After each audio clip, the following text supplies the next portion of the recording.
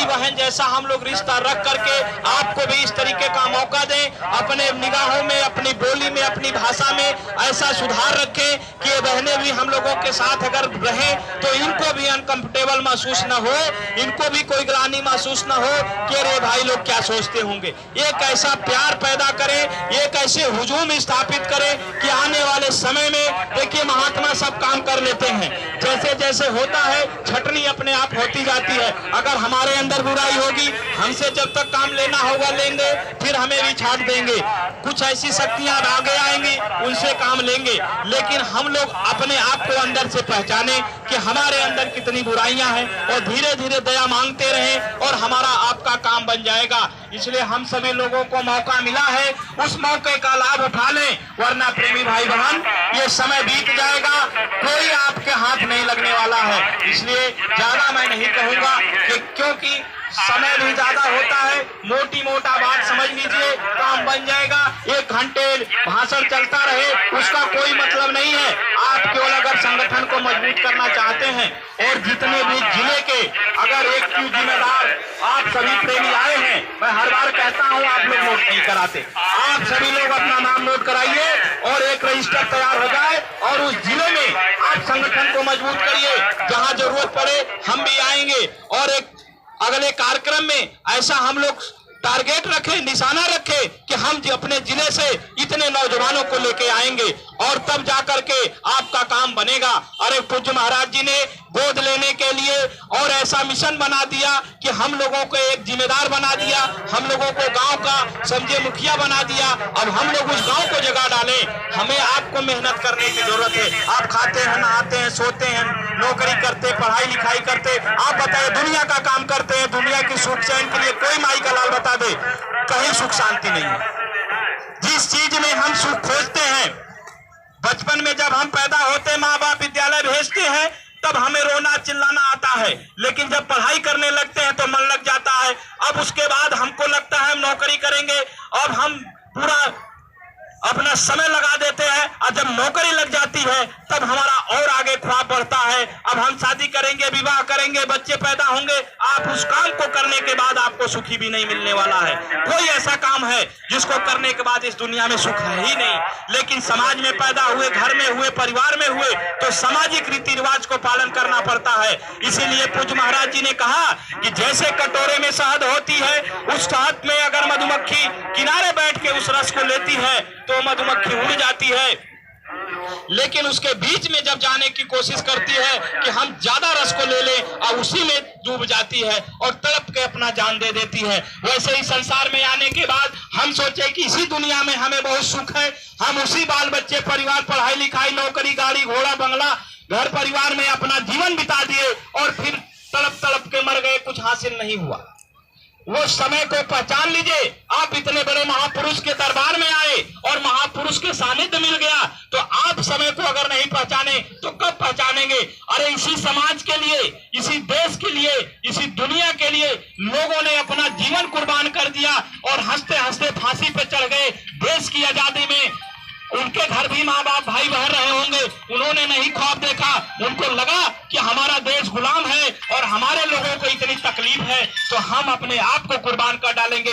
आप बता दीजिए कि आप यहाँ जितने लोग आए हैं किसी दूसरे के लिए नहीं आए होंगे, सब अपने लिए आए हैं। कोई माई का लाल नहीं है कि जो दूसरे के लिए आया है उनको ये महसूस हुआ कि हमारे जीवात्मा का कल्याण महापुरुष के दरबार में जाने के बाद होगा, तब आप प्रेमी भाई बहन यहाँ उपस्थित हुए हैं। तो आप बताइए, आप तो अपने लिए आए हो, फिर भी आप मेहनत नहीं कर पाए, आप भजन नहीं कर पाए, आप प्रेम पैदा नहीं कर पाए, तो आप बता दीजिए आपके हाथ क्या लगेगा।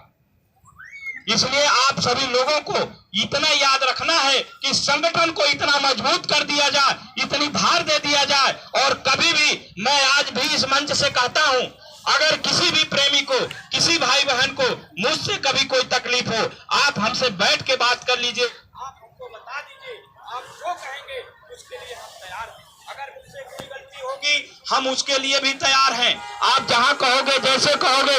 लेकिन ये संगठन पूज्य महाराज जी की बहुत बड़ी मौज दया के ऊपर और महाराज जी की एकदम दिशा निर्देश में चलती है, और जिस दिन हम गलती करेंगे उसकी सजा हमें तुरंत मिलेगी। इसलिए आप लोग भ्रम न करिएगा, जो हुजूर का आदेश होता है उसी आदेश पे हम लोग चलते हैं। तो हम लोगों को उनके आदेश में चल करके अपना काम बना लेना है, वरना समय बीत जाएगा, कुछ हाथ नहीं लगेगा। इसलिए आपसी प्रेम को हम तो बराबर निरंतर ये भी कहते हैं, हमसे गलती होगी हम दूर हो जाएंगे, लेकिन इस संगठन में किसी प्रकार से कोई मतभेद पैदा ना हो, ये अभी और आगे जाना है। अरे जिले जिले में दिक्कतें उत्पन्न हो जाती हैं, हमारे पुराने लोगों में आप लोगों ने सुना होगा समस्याएं उत्पन्न हो जाती हैं, लेकिन हम नौजवानों में ये प्रेम पैदा, मालिक की दया हो, हम निरंतर भीख मांग रहे हैं कि मालिक ऐसी दया करिए कि हम नौजवान साथी भाई बहनों में एक ऐसा प्रेम पैदा करिए, आपसी जो भी कोई दिक्कत हो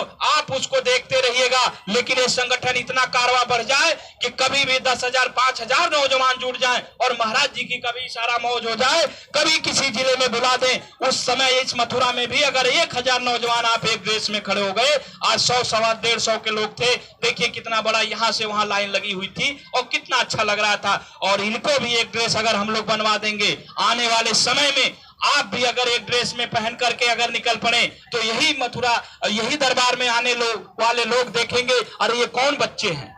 तो उस काम को महापुरुष धीरे धीरे कर रहे हैं, लेकिन बर्तन जब साफ नहीं होता तो दूध फट जाता है। वैसे जब हम लोग अपनी सफाई नहीं करेंगे, अपने विचार को साफ देखिए, साफ नहीं रखेंगे तो वो दया कहां से मिलेगी। ये नजरिया सबकी एक बराबर नहीं हो सकती है, क्योंकि कितने कर्म कैसे करके हम लोग आए, लेकिन सब लोग अपने अंतरात्मा से सही रहें। दुनिया क्या कह रही है उससे आपको मतलब नहीं है, लेकिन आप अपने अंतरात्मा से समझिए कि हम मालिक के आदेशानुसार चल रहे हैं। और आज पूज्य महाराज जी इतनी दया मौज दे के हम सभी लोगों के एक प्लेटफार्म में खड़ी किए हैं, सारे चीजें वो देख रहे हैं, जान रहे हैं। आज उनकी दया नहीं होती तो आज हम लोग यहाँ नहीं होते, आज ऐसे आप लोग भी नहीं बैठे होते। आप किस जिले से कैसे हैं, कैसे समय निकाल करके आप लोग आ रहे हैं, इनके भी घर परिवार के लोग होंगे, इसलिए हम लोगों को और इनका सम्मान करके, अरे आप बता दो, हमेशा हम लोग महिलाओं को पीछे रखते हैं, ये किसी क्षेत्र में पीछे नहीं है, इनको मौका देने की जरूरत है। इनको आप अगर उस तरीके से प्रेम दोगे, अरे ये तो पूरे घर को चला सकती है, ये भी एक परिवार को बना सकती है। आप क्या कर सकते हैं, हम क्या कर सकते हैं। इसलिए हम लोगों को आपसी सामंजस्य, स्वामी जी महाराज कहते थे, अगर पति पत्नी है तो दोनों में हमेशा सामंजस्य होना चाहिए।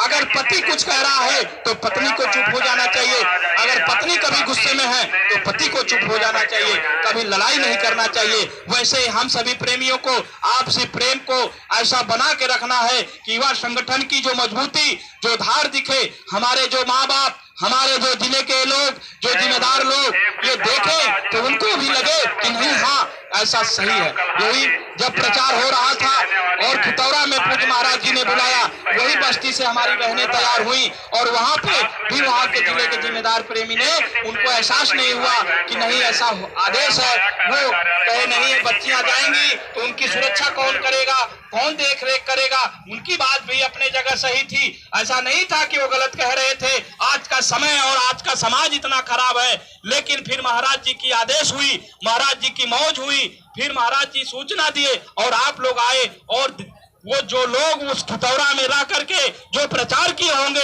उसका अनुभव उनको मिला होगा, वो खुद जानते होंगे कि कितनी बड़ी दया थी।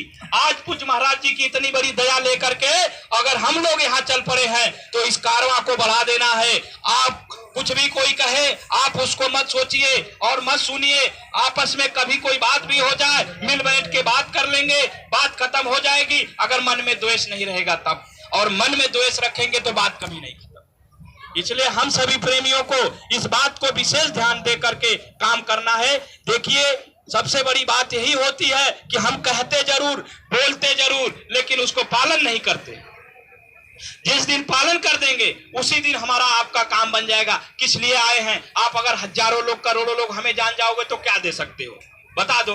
कोई हमें क्या दे सकता है? देना अगर इनको है, खुश इनको करना है, हमें कोई क्या दे सकता है? आप हमसे 100 लोग 500 लोग जान करके भी हमें क्या दे सकते हैं? कुछ नहीं दे सकते हैं।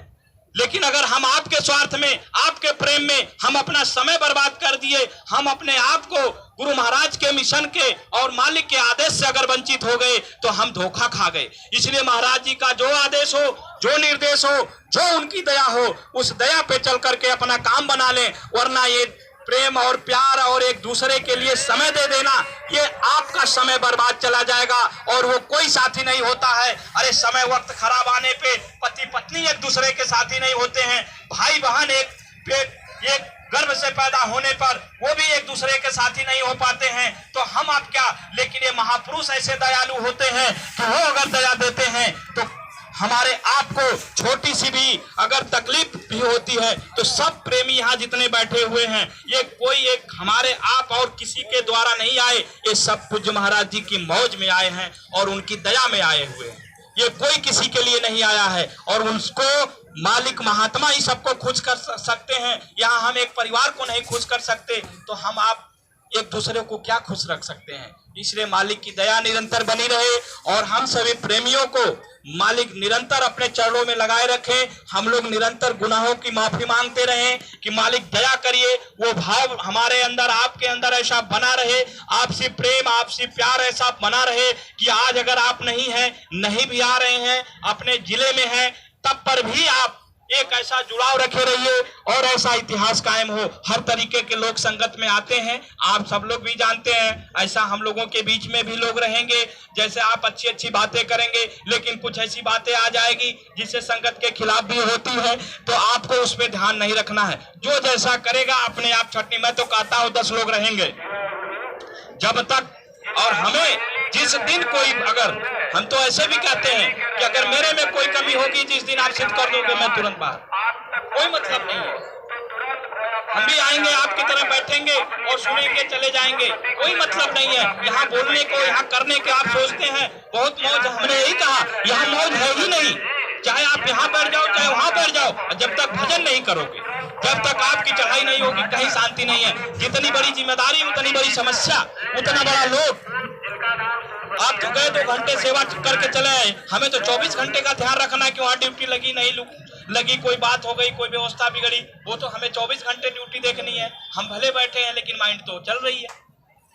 मानसिक जो तनाव होता है वो शारीरिक मेहनत से भी कहीं ज्यादा होता है। इस बात को आप लोगों को एहसास होगा। इसलिए आप प्रेमी भाई बहनों से मेरी यही विनती प्रार्थना है कि कभी हमसे कोई बात भी आप लोगों को सेवा कराने में कोई बात अटपटी लग जाए, कोई बात बुरी लग जाए, तो हम भी आपके छोटे भाई हैं। आप चाहे छोटा समझिए चाहे बड़ा समझिए, आप लोग उस बात को माफ कर दीजिएगा। यही हमारी आप लोगों से अर्जी और विनती और प्रार्थना है। और हम लोगों को जितना बात बताई जाए वो आप फॉलो करिएगा। देखिए